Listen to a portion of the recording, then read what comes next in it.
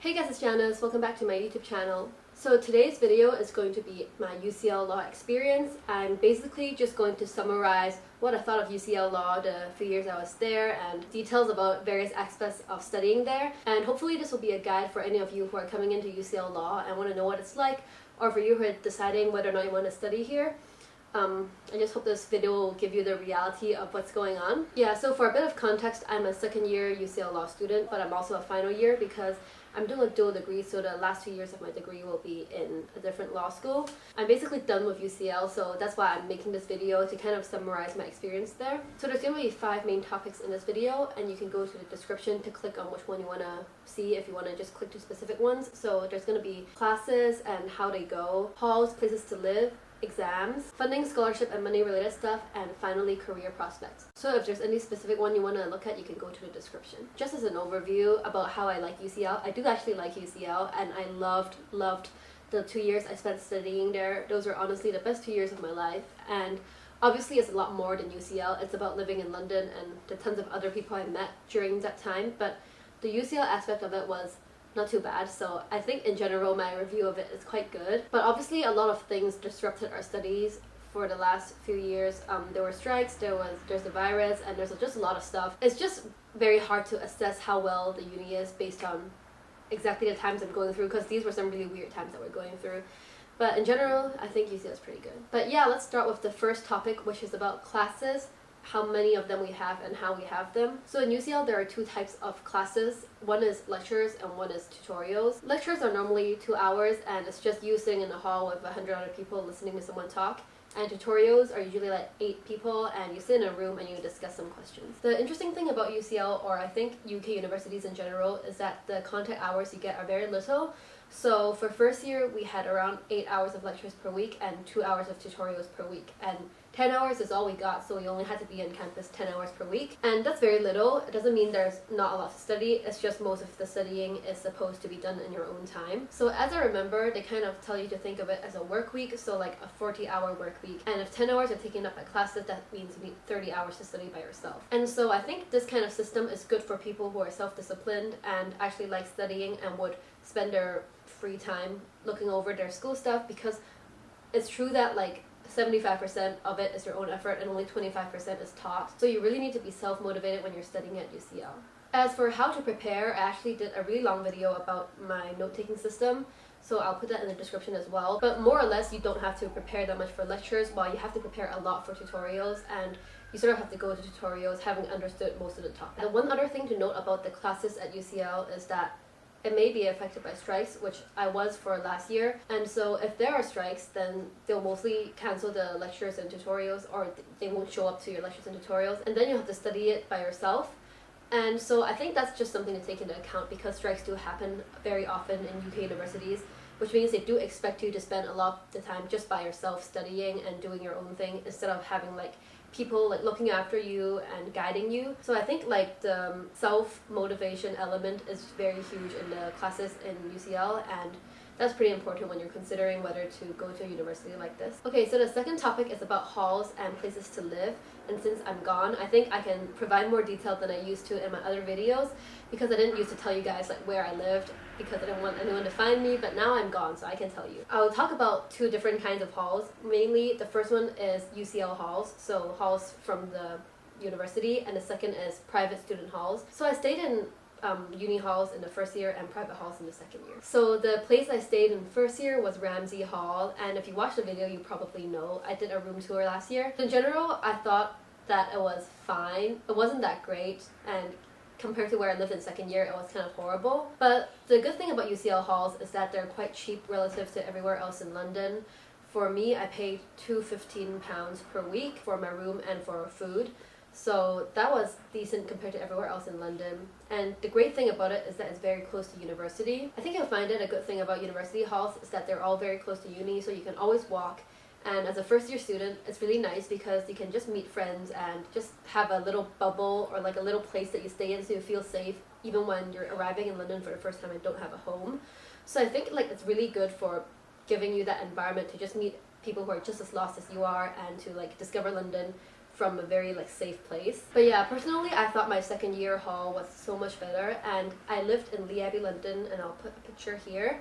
So this is the hall in Earl's Court. It's not that close to UCL. It's closer to like Imperial College London if you go there. It's a private hall and the rent is a bit more expensive, so I paid £70 per week for the room and food. And obviously I had to pay for transport as well because it's half an hour by tube away from UCL. The thing I liked most about living in private halls is just that you met so many more people. Instead of just meeting UCL first year students, which is all you would meet at halls, you actually meet people from all different unis and all different ages. And after this year, like a lot of my friends are from Imperial now, which is really weird because I never thought I'd meet anyone from Imperial, but living close to South Kensington, I guess, gave me a lot of opportunities to meet new people. The other good thing about private halls compared to UCL halls is just the cleanliness is usually much higher. In the UCL halls, I tend to find they don't really care. They just leave you to it, and if people clog up the bathroom or the kitchen, that's kind of it, and you can't really deal with it. Whereas in the private hall I lived in, they do try to keep the standards higher, and it's just like much nicer because it's smaller and there's fewer people around, so you don't feel as much like you're cramped into a hall, and it's more like you're in a house with a family, and it's just a very different environment. So yeah, aside from those UCL halls and private halls, there are tons of other living options in London, of course, like private renting or intercollegiate halls. I never really tried those two, so I can't really tell you what I think, but I think my summary of all this experience is just that you really have to find a place that you like, and every place is so different, so you really need to mark down your criteria. If you want cheaper, closer to uni, then maybe you prefer uni halls, but if you want a nicer environment, further away from campus so it doesn't feel like you're stuck on campus all the time, or if you want to meet a more diverse group of people, then maybe private halls are a better option. Okay, so the third topic is about exams, and I'll just tell you about how it goes, because for me it was quite a shock to find out how they did it. It's really weird, so I think it's good to have some notice in advance. So first of all, about how exams are calculated. For UCL Law, at least for first year, it's 100% exam based, as in throughout the year you don't have any coursework, and you do hand in essays for them to mark, but they are not counted at all. They're just practice, and you do nothing until May, and suddenly you have 12 hours to prove your worth or something. So you have 12 hours to sit in an exam hall, write all your exams, and 100% of the grade is based on the 12 hours you spend in the exam hall. Obviously, the difference between coursework and exams matters a lot. If you're good at exams, good at memorization, good at working under high pressure, then maybe this will be good news for you, because they do test how you work under pressure, and they test you within a very small amount of time. Whereas if you're someone who kind of likes to take things slowly and kind of work on things throughout a few days, then maybe this system won't be for you, because they don't allow you to kind of build up your marks during the year. They only ask you to build up your marks in the very end of term. For me, I didn't really mind the exam format, and actually it worked in my favor, because I actually find it easier to be forced in a room and do my work rather than do it throughout the year. So for me, I like having 100% exams, but this really depends on who you are. As for how the exams go, they are mostly closed book, so you do need to memorize. I remember in first year we had one open book exam. Again, this kind of goes into whether you like this kind of exam system. For second and third years, you do have a lot more coursework, so you do get to build up your grade during the year rather than just at the end. And there's more like research-based stuff once you're in second and third year, so you do have to do your own research rather than just read the textbook and memorize what's in the textbook. So I think your range of knowledge does expand a lot when you go higher and higher up, and you go from like a very high school-esque kind of exam to more research-based stuff, so you do kind of grow with it. Obviously, with us this year with the coronavirus situation, they cancelled the exams and only did coursework, but I think in general, that's the trend we've seen from the last few years. As for how exactly the exams go, this was the part that shocked me. So they basically put you in an exhibition center in East London with 1,000 people in one room, and you're all doing your exam at the same time, but people will finish sooner or later than you. What I mean is, last year as first year law students, we would go in with our 3-hour paper, and then at the 2-hour mark, some guys from the other side of the room would start leaving, because they're not law students and they're doing some other exam, so they're leaving their room. And we just sort of have to ignore all their noise and just keep working and pretend we don't hear them. So yeah, it's kind of crazy, because it's not like a very nice, quiet, peaceful environment you would think they would pick for an exam hall. It's kind of like a zoo, so people will leave, people will come in. It's just crazy, and there's just so many people breathing in the same air at the same time. It's really weird. The exhibition center where we do our exams was turned into a coronavirus hospital this year, I think, and so that kind of paints you the picture of how big it is and how secluded it is. It really just is a big warehouse in the middle of East London, and it's just really weird. The good thing is that once you get used to it, then you can really learn to concentrate and learn to ignore others and to work despite all the distractions. But it will really just take a lot of getting used to, so it's something you should prepare yourselves for. Okay, so the fourth topic is about funding, scholarships, and other money related stuff. And I think we all know that studying at UCL, whether you're a local or international student, it is very expensive. And so I just kind of wanted to share how I've been able to get money for my studies and how to earn money throughout your studies at UCL. So as I'm aware, after you apply to UCL, you can actually apply to the scholarships they have available. And a lot of them are means-based or based on academic results, and there's just so many, so you can go look and see which ones you can do. For me, I actually got a scholarship from the Hong Kong government prior to going to UCL, so I didn't have to apply for those, but you can apply for those when you're first starting in your first year. As for earning money from university, through various means, I did get £4,000 of money kind of back from UCL just from doing stuff during my first 2 years in UCL. The first one is obviously by getting scholarships. So there are scholarships available based on merit from your previous years at UCL, so that's the one I got from my second year. There's an undergraduate kind of scholarship for your faculty, and I got that, and it's a couple £1,000s. I also got a few academic prizes throughout my first and second year, so those are for doing well in a specific subject like property law, contract law, and so on. And these are sponsored by law firms, so you'll be contacted by the law firms and you'll get like a cash prize and some other stuff. But obviously, since these are prizes based on merit, you don't really apply for them and you sort of just get given them by the faculty. So if you do want to apply for scholarships, I think it's good to go for means-tested ones or to apply for some external scholarships. The other way you can earn money from UCL is working for UCL. And that's what I did for a little bit of second year. They have something called a transition mentor program, where as a second year you kind of mentor first year students, and they kind of pay you, I think, like a minimum wage or something around those lines for your job.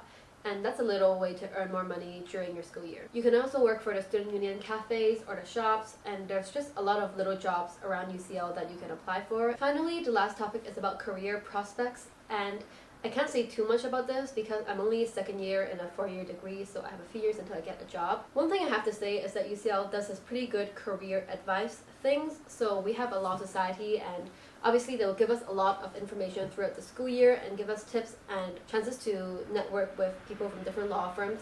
So that's a really good chance just to get a taste of a legal career very, very early on. Aside from commercial law and the bar, UCL does talk a little bit about public interest law, which is like human rights law or criminal law, are things that are more people focused. And so it's a good place if you want to find out the different kind of options you have for a career. But obviously when it comes to the legal field, when it comes to getting internships, you're really on your own and you really have to rely on your own abilities. So again, the advice or the help that your uni gives you can only go so far. But yeah, so about my internships I got as a first year and second year, it's really interesting. So as a first year, I had 4 different internship things, and I'm planning to make a longer video explaining all of these internships in detail, so let me know if you'd like to see those. But in summary, more or less, I had a first year scheme at a Magic Circle firm, 4-week summer internship at a Red Circle firm, which is one of those big commercial firms in mainland China. So I worked in Shanghai for 4 weeks last year. I also worked for a human rights / criminal law firm in Hong Kong last year for a little bit. This was more of a ad hoc or spontaneous internship because I really didn't apply for it. I just reached out to it, and because it was during the Hong Kong protests, there was a lot of need for interns to help and do stuff for them, so that's how I got that internship. And the other thing I did last summer was go to a human rights law conference in Bangkok, Thailand, and that's not really an internship, but it was a really good experience just for picking up on what kind of options I have in a legal career in the future. So that was me as a first year. And then as a second year, earlier on this year, I applied to a lot of first year schemes in London because I am a second year in a 4-year degree, so I'm technically a first year. And I actually applied to a lot of Magic Circle firms or commercial firms in London, but I got rejected from, I think, all of them actually. Yeah, I didn't get a single offer from any of the internships I applied for in London, and I don't really know why, because I got all of them last year as an actual first year student. So I don't really know how that works, or if maybe my applications this year were just not that great. But for some reason I didn't get anything this year. However, I did get a few offers for internships, and some of them were from the academic prizes I mentioned earlier. So I did have some of those internships lined up in London for summer, but obviously with the coronavirus situation, they're not being held, I think. So it's just very weird right now. This year, because of the situation with the pandemic, a lot of things have changed, and so it's kind of harder to think of what internships to get this year because of the situation. So yeah, basically I have 0 internships for second year, and What I'm planning to do is just do a kind of pro bono thing in the summer in Hong Kong instead of going back to London, because I don't think I can do that anymore. But I'm still unsure, so I'll keep you guys updated, and you guys can see if I ever get anything to do for second year, because right now I have nothing to do. Yeah, so that's basically my guide for those various aspects of life at UCL Law.